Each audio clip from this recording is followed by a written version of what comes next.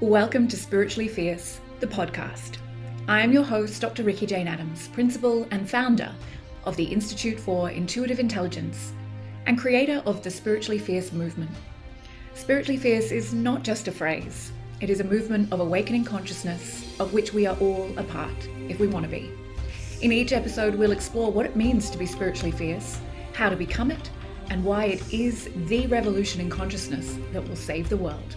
Join me and my fierce guests for deep conversations on spirituality beyond the trinkets and superstitions of the new age that will support you to increase your power to serve.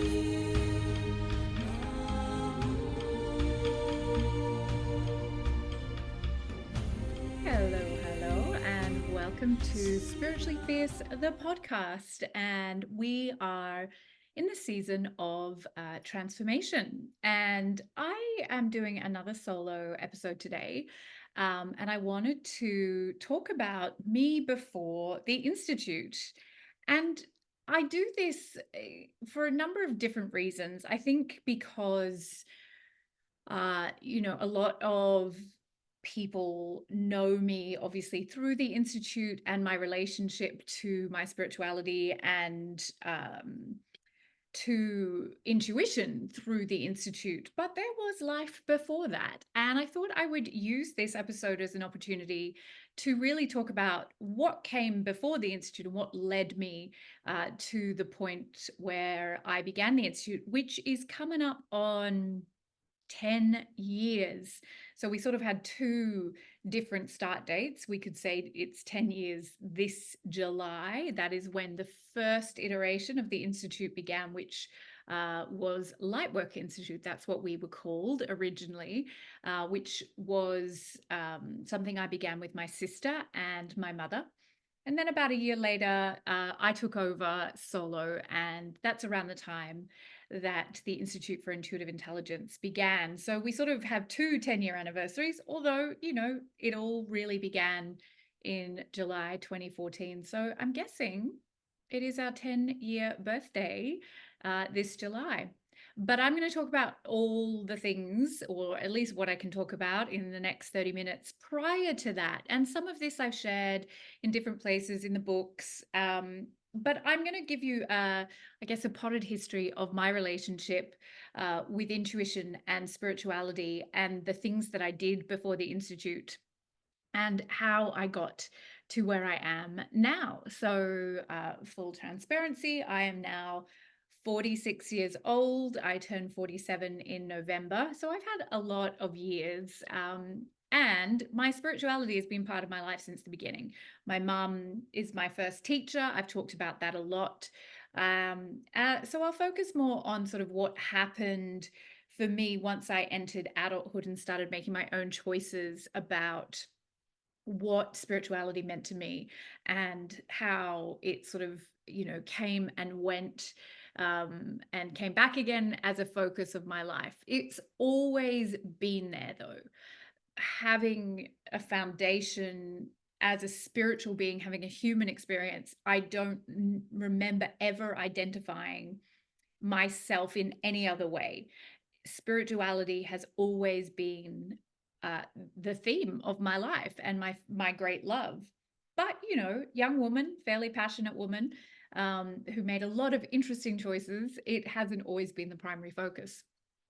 So when I finished high school back in 1994, I went straight into a theatre degree because theatre has always, well, at that time was a huge passion of mine, and I wanted to act, I wanted to write, I wanted to direct, I wanted to do all the things theatre. And as I've shared before, writing has also been a theme of my whole life. I have, still to this day, books that I started writing, in my, when I was 9, 10, 11 years old. And I decided to put all of that desire into doing a theatre degree, which I did. And because of the age we are when we finish school in Western Australia, where I'm from, I was 19 by the time I'd finished my undergraduate degree. And I was offered an honours place to go on and do another year. But at that time, I was ready to leave study behind and I wanted to give acting a go.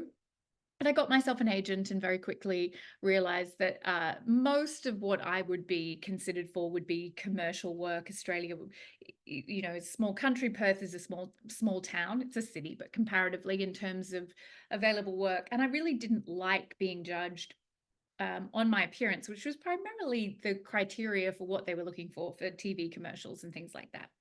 So instead, I became an actor's agent and worked with my beloved agent who had taken me on straight out of drama school, and learnt business really from her, an amazing woman called Nerida. And I learned so much about business from this incredible woman.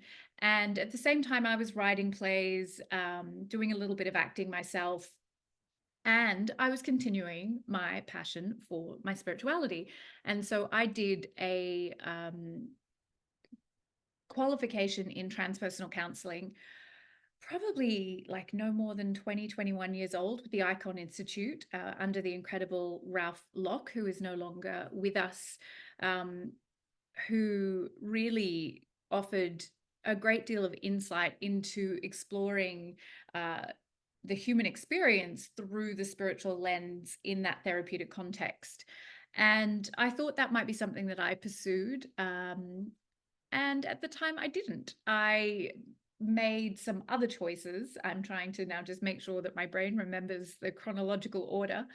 Um, it was a very powerful year for me to go through that training, and transpersonal counseling is really where the spiritual and the human meet, and looking at the human through the spiritual context in a counseling setting. And I loved it, but I didn't feel ready or mature enough to go into working in that way. And I, wanted to do other things. So I made the decision in 2001 to head overseas to go and live in the UK. And I was planning to work as an agent there. And, the universe had other plans. And I was traveling through Europe when my sister had a car accident, which brought me home. And about 10 days after her car accident, which left her in a coma for 2 weeks, September 11 happened. And after that, I really didn't want to go back overseas. My family had all moved from Perth to Queensland, and I was happy being there, being part of my sister's rehabilitation, and just hanging out by the beach and, taking some downtime, being with my family who'd just bought a bed and breakfast, and, really just sort of recovering from the shock of nearly losing my sister, and having walked away from a part of my life in Western Australia that really was a very significant leaving, addressing this change in plans as well, where I had thought that I would be an agent living in London and having a fairly glamorous existence doing that, and suddenly finding myself living in a beachside town, little town on the Sunshine Coast of Queensland, and just not feeling that I understood really what was important to me anymore about all of that previous life. Within a few months, however, as my sister recovered, I got very bored of being in that said small little town, as beautiful as it was. And my best friend had just moved to Melbourne in Victoria in Australia, a place I'd never been. And I decided to follow her on New Year's Day, 2001. I moved to Melbourne, where she'd been living for only a couple of months. And I fell in love. I think it was everything that I thought that London and Europe was going to offer me. I had no idea that Australia had a city like Melbourne. I had grown up on the other side of the country, very far away from the culture and the sophistication and the food and the gloriousness of Melbourne. And I fell in love with Melbourne, totally and completely, and was very excited to be able to stay in Australia and be close to my family, but have this European experience. And one day I was sitting outside my favorite Italian cafe, drinking my coffee and reading the paper, and I saw an ad for I think it was a postgraduate diploma at the University of Melbourne, which was literally about 200 meters from where I was sitting having my coffee. And the yearning to go back to study had starting to be growing, and I had always considered that I would go back to study after I'd left after my undergraduate degree. But I knew that if I went into a postgraduate degree, that there was a couple of things I wanted. I wanted to be able to teach. I wanted to be an academic. And at the time, by then, I think you needed to have a PhD to be able to teach. And I also wanted to bring my spirituality into that world, potentially combining it with theatre. So I went up to the School of Creative Arts, which no longer exists, at the University of Melbourne, and I met the woman who would go on to be my PhD supervisor, Angela O'Brien, who is a spectacular woman. And I, quickly found out that what I was interested in doing wasn't going to make me eligible to teach and to become an academic in that context. So I needed to do that fourth year, that honors year that I had chosen not to do initially. So I enrolled in that, which meant producing a mini thesis. And that was pretty much straight theatre with a feminist lens. I enjoyed that year. It was very satisfying to be at such a beautiful university and such of an ivory tower institute, and really loved being back in that studying environment.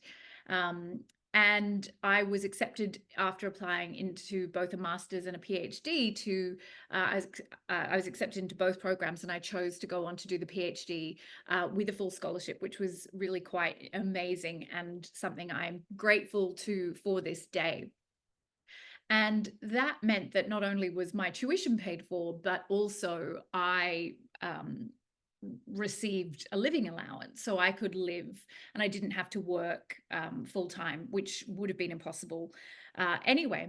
And this is where I really got clear on how I didn't want to spend my time just focusing on theatre. If I was going to spend 3, which turned out to be 6 years doing a PhD, I wanted to be able to bring my spirituality into it.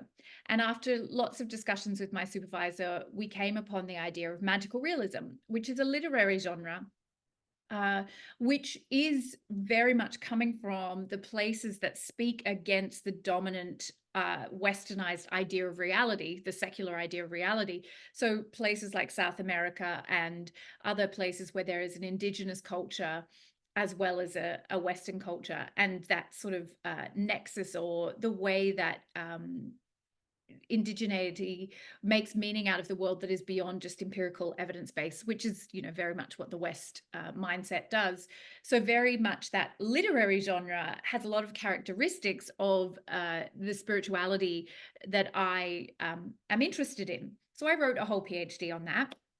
And that was a joyful experience. And one day I promised myself I'm going to get that PhD out and interpret it into something that might be interesting to the public. Because right now it's very dry, very theoretical. I was still looking at theatre, but I was choosing to look at playwrights that were doing that were looking at reality from a non-empirical, non-dominant, evidence-based idea. So the word here is ontology.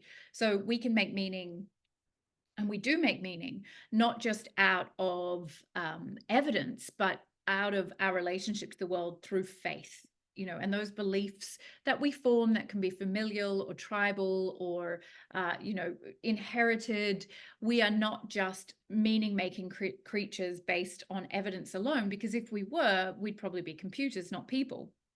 We interpret reality through lots of different lenses other than simply the scientific facts. So that PhD, as I say, I will one day ideally turn into something that might be interesting to you or to someone in the world outside of that very dry academic context. But that PhD was called Seeing in Unordinary Ways. And it was such a profound training ground. I mean, writing a PhD is a lot, and it's a privilege, and it's also a lot of hard work, and contributing new knowledge to the field. There was also a creative aspect. I wrote a couple of plays in that.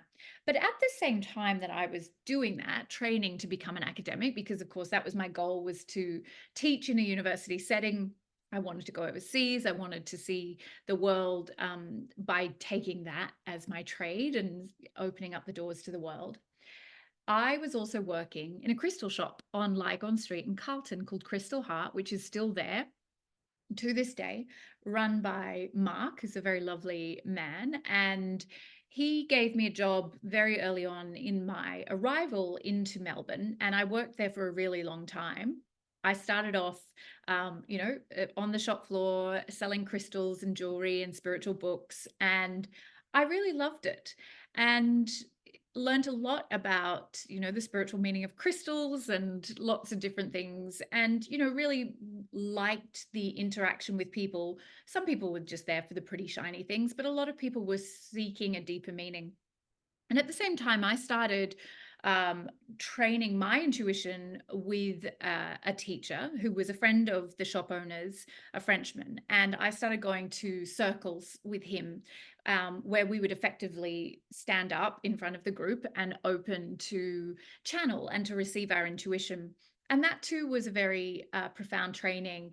There's a lot about that time and that particular teacher that was very complex for me, and it ended up not necessarily being the most positive experience, but that came later. There was lots about it that was very good. And for a while, it did bring me a lot of rich reward. And it certainly helped strengthen the muscle of my intuition, just getting up week after week in front of a group and receiving intuitive knowing and sharing it with the group.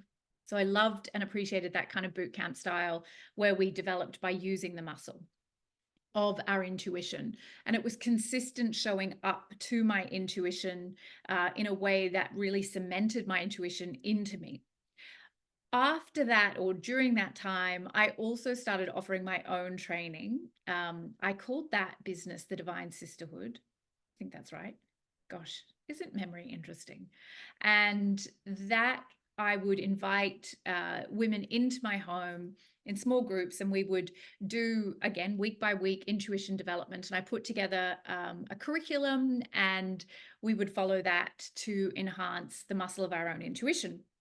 A lot of my ideas were not necessarily as sophisticated as they are now, although I do know that because I've kept everything. I've kept everything I've ever written on intuition.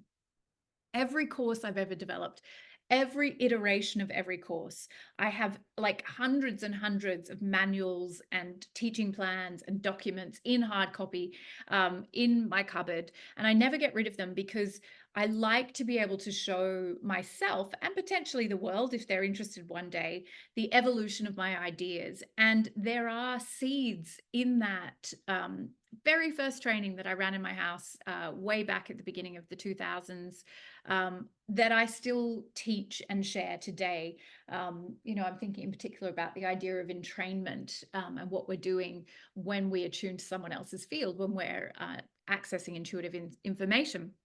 But a lot of the ideas that I share in the Institute now hadn't yet developed. I hadn't found my voice or my confidence necessarily in sharing my own ideas my own way. And I hadn't had the time to put things into practice, even though I had been on my spiritual path since the beginning of my life.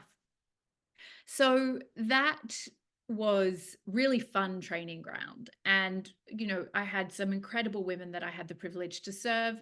I was working the shop, and I was also working as a psychic in the shop. So I sort of started working less and less on the floor and more doing readings. And dear God, that was good training in terms of understanding the reasons why people seek out intuitive readings and the way that it can become very shadowy when we are seeking for someone else to take responsibility for our lives and tell us our answers.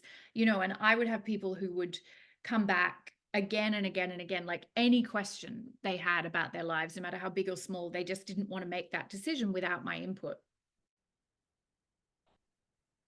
Just having some water for those of you who are not watching the video. And of course, that definitely taught me so much about what I wanted to be doing as an intuitive and what I was not prepared to do. And at the time, I was very immersed in the work of Byron Katie. And if you don't know the work of Byron Katie, it is really profound, I guess, reframing of lived experience so that we can see a peaceful path. And very often I would find in my sessions, I would start inviting people to reframe their experience of their life events so that they weren't so immersed in the immediate, is he cheating? Should I buy that house? Do I take that job? That we were able to zoom out and see the bigger picture of our lives. And not everyone was receptive to that, but those who were, it really worked for them. And I really didn't want to continue being a psychic who would just download answers. My intuition always goes to the soul level. My intuition always wants to speak to the soul nature, the soul purpose of those that I'm sitting with. And when people are asking me about things about their own life that are really anchored in fear, that doesn't, they don't want to hear that soul level. They just want some relief from their suffering without doing the work. And I realized very quickly that teaching others to develop their own intuition was far more interesting to me than sitting in a little room at the back of a shop giving people answers, which inevitably, the second that the words came out of my mouth, would change the timeline, because I was collapsing the wave function. I didn't have the language for that at the time, at the level of belief. So if they believed me, they were literally going to change their lives and the course of the choices they made, and change the timeline to match up with what I was saying, because they were giving their power to me. And I didn't want to participate in that anymore. My teacher archetype is strong. I mean, that is why I went to university, so that I could be a teacher in an academic setting. It's, even before, when I was an agent back in Perth, I was teaching drama to kids. We had a drama school as part of the agency. Teaching has been part of my identity for as long as I can remember. And I very much, felt that emerging in my work as an intuitive. I didn't want to be the one doing it for others. I wanted to equip others with the knowledge and the power and the skills. And that has always mattered more to me. And that's obviously why, when the time came back in 2014, it was an institute that I wanted to open, and not just like, hey, come and sign up to work with me as your intuitive guide. I have always wanted to transfer these knowledge and skills to others. So around the time that I finished my PhD, I also had a baby in there, which was not the plan. I've decided, if I ever write an autobiography, it's going to be called "This Was Not in the Plan." A lot of the choices that I made, especially in my 20s, were not choices that you would consider to be in the plan. I didn't really have a plan other than, following my intuition, following my desire. And very often those things were competing. So what I understand about intuition now is, of course, intuition cannot land in a dysregulated nervous system. And I spent a lot of my 20s dysregulated, oftentimes intentionally, right? And I say that because passion was such a hallmark of my identity. Being passionate about something was often a motivator to do it, even if in hindsight I could see that that passion was very misplaced. Everything needed to be intense. I wanted to put the whole world in my mouth. I lived out loud. I hid from nothing. I would jump into things feet first, and yes, often regret it later, but ultimately not, because what is regret? Just things we haven't done yet. I was happy to try. I was not afraid of trying life. And that often meant ending up in situations that, seemed like a detour. In truth, they were not. And I understand that. Nothing in my life has been out of order. How could it be? But I have certainly made some choices that have made things harder and taken longer. But I also was very aware, and I remember reading this in Rebecca Campbell's book, I think Light is the New Black, where as a 14-year-old, she realized she was tapped in, intuitive, healer, all the rest of it. But that question that bothered her was, who will take me seriously because I'm so young? And I remember feeling that way pretty much from the same age. I had been doing Reiki and channeling and doing all sorts of things with my mum from my teens. And there was a part of me that believed that if I didn't have lived experience under my belt, then who was I to offer anything to anyone else? Now, that may mean that I took that a little too far in the extreme of being like, I'm going to try everything. But I am also, an intense human being with an addictive personality. And I have definitely thrown myself into situations. I've also achieved a lot. And despite, having a baby unexpectedly midway through my PhD, I still, turned 30 with a PhD and a job in academia and a really cute baby. So there's been things that I would say were very clearly me ignoring my intuition. And I'd say the most strong example of that is somewhere there in my 20s when I was living in Melbourne doing all of these things. I met and very quickly got engaged to a man who I had seen in a pub one night. And as soon as I laid eyes on him, I knew him. Now, at that age, I think it was about 24 or 25, I believed that knowing him, seeing him and knowing him meant that we had a connection and that I was meant to pursue that. Even though he was very uninterested in my advances, I was interrupting him.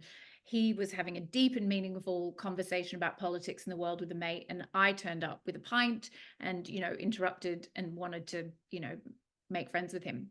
But at some point, he must have decided I was interesting enough to break his conversation, and we very quickly fell in love.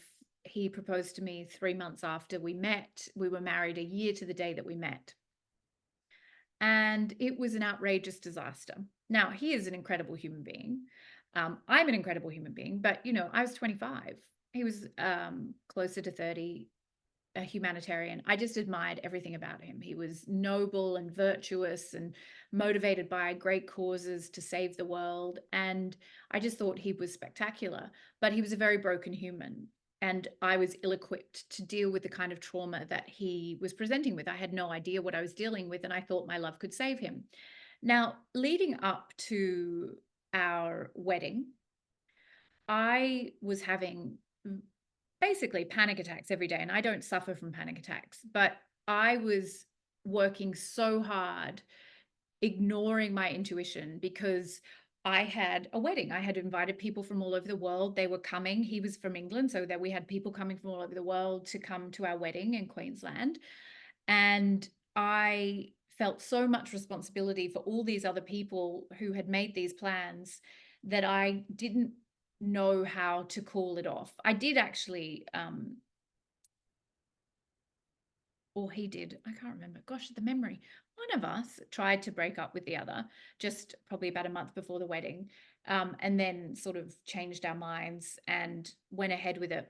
But my body was screaming at me, no, no, no. And that is one of the times I can clearly remember just working overtime to override my intuition that was not being subtle at all, and going into a situation which very quickly turned quite disastrous, and was, again, not something I regret, because what's the point of regret? But it did take a lot of time and energy and distracted me, and then set me up for a number of very, very chaotic years, which included meeting my dad for the first time, who I had not known and not met until I was 28, and then unintentionally conceiving a baby, all of which was happening as I was doing my PhD.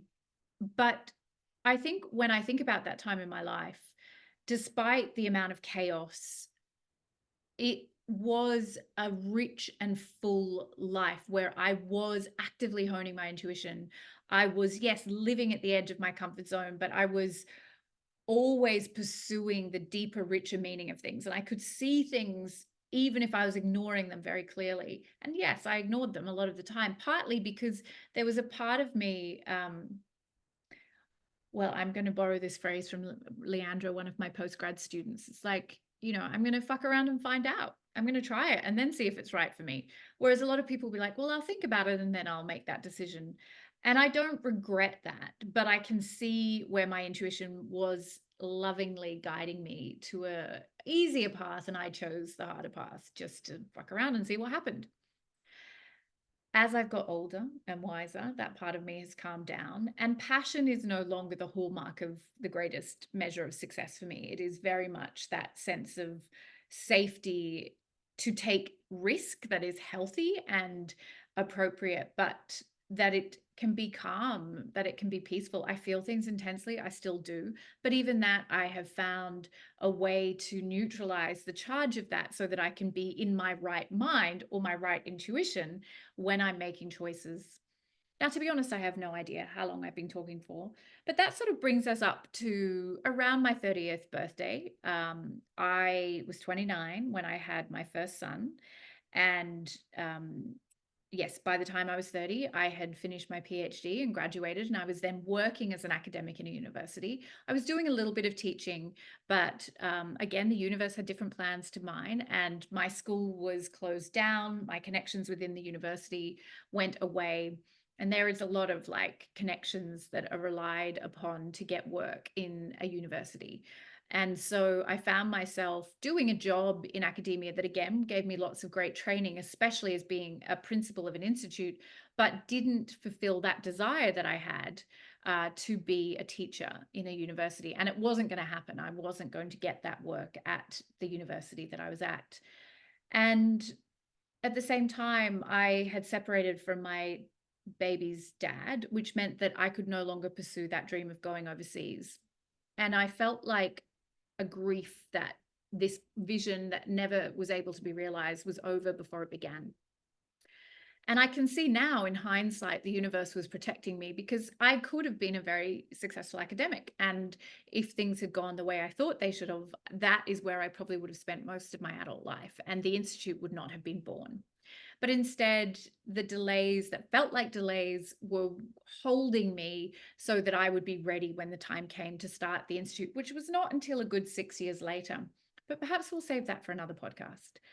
So thank you for letting me share all of that with you. I am grateful to all of the teachers I had during that time. And even though some of the lived experiences turned out very differently, I think the wisdom and the power that comes with intuition is that we can see the symbolic and deeper meaning of our life events. And even if we have thrown ourselves into situations that are less than ideal, we can still mine them for the gold. We can still find the wisdom held within them, and we can neutralize the emotional charge when we can see that there is a deeper meaning. So thank you for letting me share. That was really fun. I enjoyed that. I hope you enjoy it too. We will continue bringing you stories of transformation and amazing guests this season. And, very excited to be in this place in my life now and to be in the teacher role and to be able to serve the transfer of the wisdom of intuitive intelligence to others, because when we possess this wisdom, we have the keys to our freedom and to the richest and most glorious lives. You can find all the details of all our programs on our website, instituteforintuitiveintelligence.com, and send us an email if you want to know more about anything. So much love to you all.